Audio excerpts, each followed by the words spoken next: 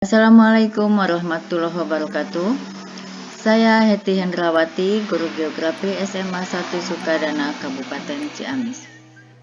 Pada hari ini, kita akan mempelajari tentang konsep wilayah dan tata ruang. Adapun tujuan pembelajarannya: 1. Menjelaskan konsep wilayah dan tata ruang. 2. Menjelaskan pembangunan dan pertumbuhan wilayah. 3. Menjelaskan perencanaan tata ruang nasional, provinsi, dan kabupaten atau kota. Dan yang keempat, menganalisis permasalahan dalam menerapkan tata ruang wilayah.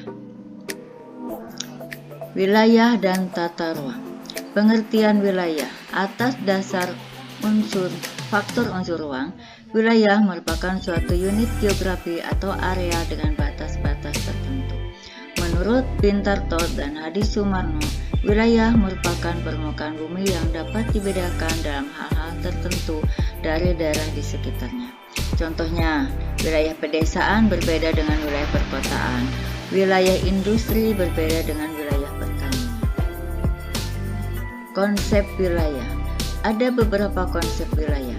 Hal ini terjadi karena ada perbedaan dalam permasalahan maupun tujuan pengembangan wilayah. Konsep wilayah yang paling klasik terbagi menjadi 3 kategori, yaitu sebagai berikut. A. Wilayah homogen atau uniform region. B. Wilayah fungsional atau nodal region. 3. Wilayah vernakuler atau vernacular region.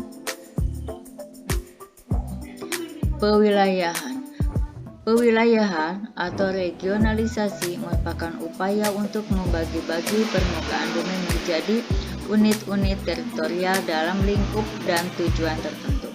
Upaya ini diperlukan untuk menyediakan informasi tentang lokasi-lokasi di permukaan bumi dengan sederhana, efisien, dan ekonomis. Tujuan pewilayahan.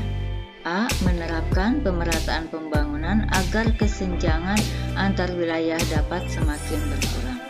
B. Menjamin keserasian dan koordinasi antar program pembangunan di setiap daerah. C.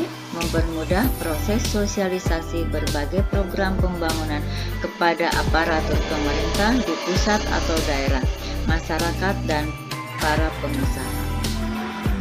Tata ruang.